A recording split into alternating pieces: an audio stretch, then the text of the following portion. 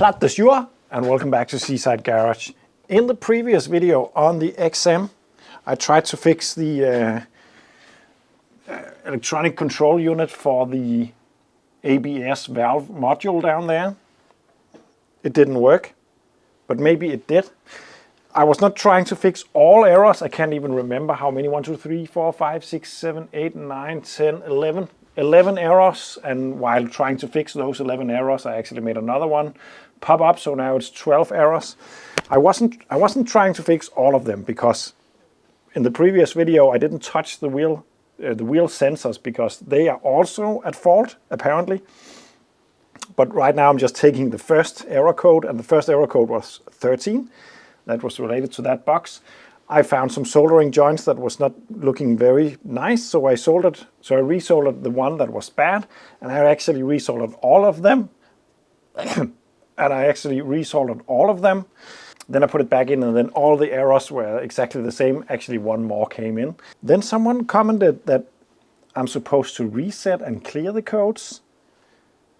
I wasn't so sure about that at first, because according to the short manual that I found on the internet showing me how to use this kind of blinker system and the codes and all that, it stated that the codes would be cleared after 10 minutes without the battery connected. And in my experience, that is normally what happens on cars from this era, at least. The codes will just be erased because there is no real hard disk in the ECU, so they can't remember anything. Apparently though, I'm not sure, but I didn't just get one comment, I got quite a lot, and even from some sources that should know what they are talking about. So maybe there is actually something about that. What I need to do is to read all the codes, and then when all codes has been read, it will blink 11, I think it is. And then I have to switch the controller on once again for 15 seconds, and that should clear all the codes. So of course I'm going to try that today, and then see what kinds of error codes pops up. I also got a lot of other comments about that I need to drive the car to make sure that it works, but of course I will have to do that when it comes to the wheel sensors and all that. But right now I'm just trying to fix some errors that should be a part of the self-diagnostic test that the ECU will do when the engine starts up or the ignition is put on. So I don't have to drive it just yet.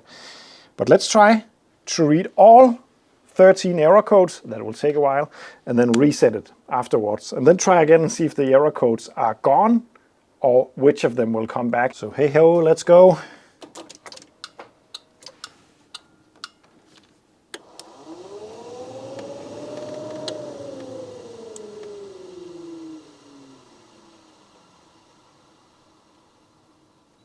That was the beginning of the test. There's a lot of codes to go through. Number 1 should be 13. 1, 2, 3. Oh yeah. The next one should be 15, which is the new error code that I have produced. So something has been done. 1, 2, 3, 4, 5. I made that. Next one should be 22, I guess.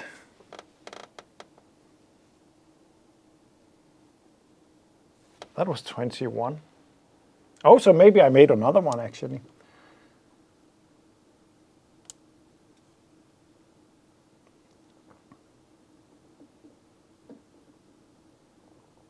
Yeah, that was 22.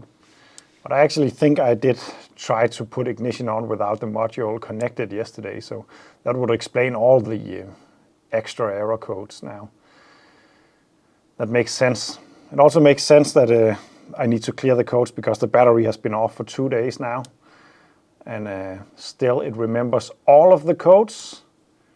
And I would be surprised if the self-diagnostic system is that quick to get all those errors. So it could really be what's needed to be done, at least to test what I did actually work or not. So I'm not counting the blinks at the moment. I'm just waiting for number 11 to show, because that will be the end of the test. Then I have a timer down here so I can close the switch for exactly 15 seconds, because that should clear the codes. There we go. and then 15 seconds.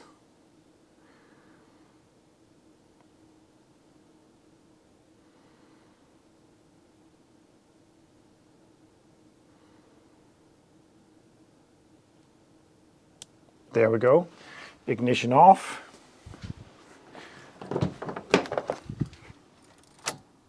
So that should clear the codes. Let's find out if that works. Ignition on. Within 3 seconds, I need to switch it off for 3 seconds. And then let's see, it starts with the number 12 to start the test. 1, 1, 2, and let's see.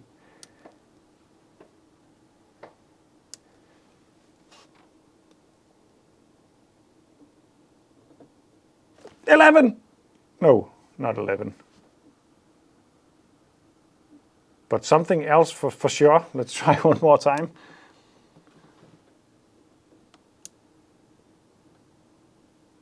I think it started with 22, 1, 1. That was 11.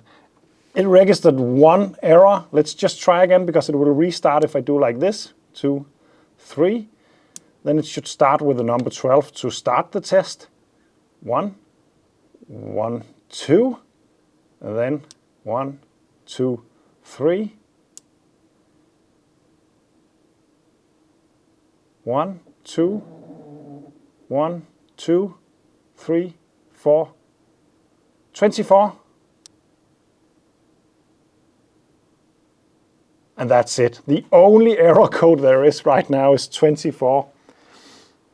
If the car starts running and driving, more error codes could show up because of the wheels being turned and all that.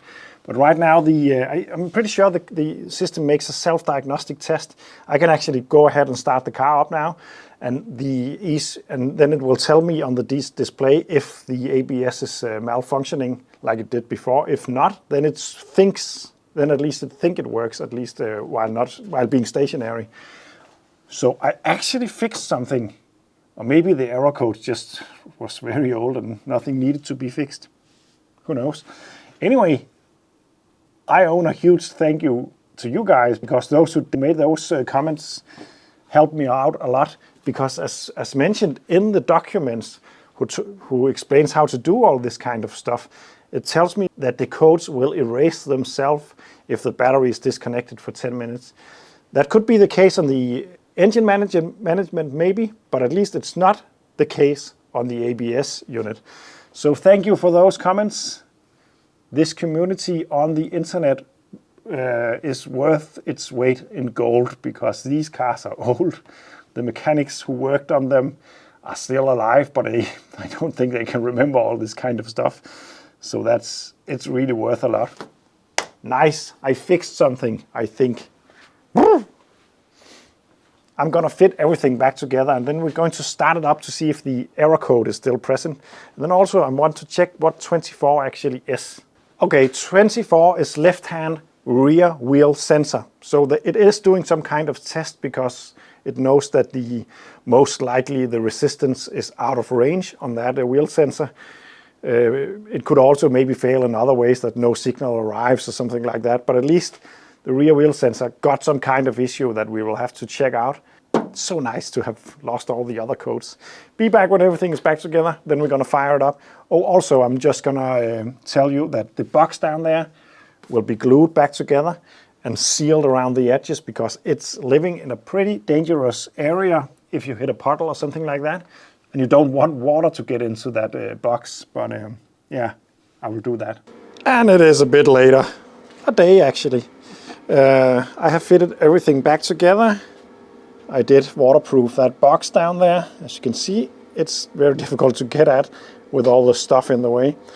Now I want to start the car up and see if it still makes an error code for the ABS system. I think it will, because I really do think that at least the wheel sensor number 24 for the left-hand rear wheel sensor there's something wrong with that.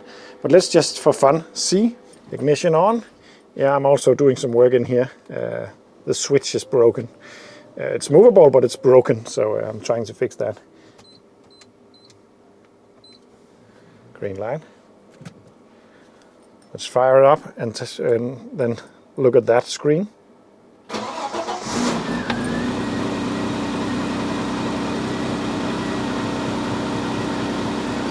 Yeah, ABS out of use. The issue is still there. So I have now disconnected the connector from the ABS module. It is right here. And according to the test sheet that I got, I need to check the connection, or I need to check the resistance on number 15 pin 15 and pin 32 on this one. That should read around 1 ohm in resistance on this particular XM model. Let's try that. It's this one and this one, and it's measuring nothing. So that corresponds to the error code, of course. The next one, let's just check the rest of the sensors, wheel sensors. The next one is right next to it. That is measuring around 1. Then the next one, around 1. And then the last one, just a little bit low, but that seems to be within specs, so that's good. This means that the sensors at least measure the correct the correct resistance, except the rear left one. So let's go and take a look at that. As you can see, I'm using my hand as a notepad right now. So the sensor is right behind here, and then the wire goes up here and into this area in here. And right in there somewhere is the connector. Let me see if I can show you. There's not a lot of room. Right there, can you see the green stuff in there? It's a little bit difficult to focus on. Well, it's not possible to focus on, but that in there is the connector. What I want to do is to try to disconnect it and then measure directly on the connector and see if the reading is correct there. If it is, then it could just be the connection itself, but it could also be a break in the wire coming from the ECU. Of course, it could also be the sensor, but let's just hope it's not. And I'm going to climb in there and see if I can disconnect this connector.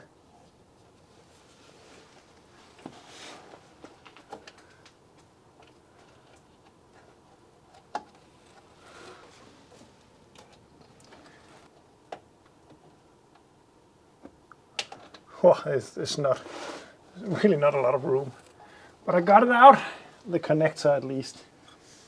So let's just attempt to measure directly on the connector. See what it tells us. It seems to be the same, which is not a big surprise, to be honest. So that measures exactly the same. That tells me that that sensor is dead. I could go ahead and check for a break in the line up here, but as far as I know, if I start to solder the line there, it would mess up the reading anyway. So I think I'm gonna have to just get another sensor, if it is possible to get them, I don't know. The wire states that this sensor is from August 1990, so I can respect that it's no longer working. That's all right. So yeah, that sensor is dead. So I'm just gonna order a new one. It's right there, easy peasy. Oh! So this is where I will end this one with on a positive note, I'd say, because the ABS system could work now. The fix I did in the previous video did work. I just didn't know how to clear the codes. Now that seems to be just fine. And the only error is that rear sensor. I tried to take it out to maybe fix it, but it just came completely apart. I was really gentle, but it just split. So I think that's the reason why it was broken. I even think I need to drill it out when I get another one. But as shown, the price is pretty crazy for these because they are rare. So it could become a problem. I have found cheap front ABS sensors, but not for the rears. The front ones work, so there's no reason to change those. But the rear ones, I think the cheapest is around 250 pounds, which is a lot of money. I know Dailying XM, the video I talked about in the previous video, not the video, but the channel I talked about in the previous video, A great channel to follow if you like XMs. It's a dude, I think from Finland even, who dailies an XM and makes videos about it. That's pretty awesome. He shows how to make the front one out of cheap spare parts. I think it's a sensor from a Golf that you can modify to fit the system.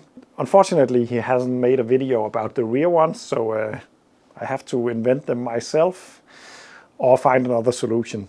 But all in all, the ABS system is pretty close to actually being functional again. I just need that new sensor, so that's great. I'm gonna wrap this video up. See you in the next one. And happy XM.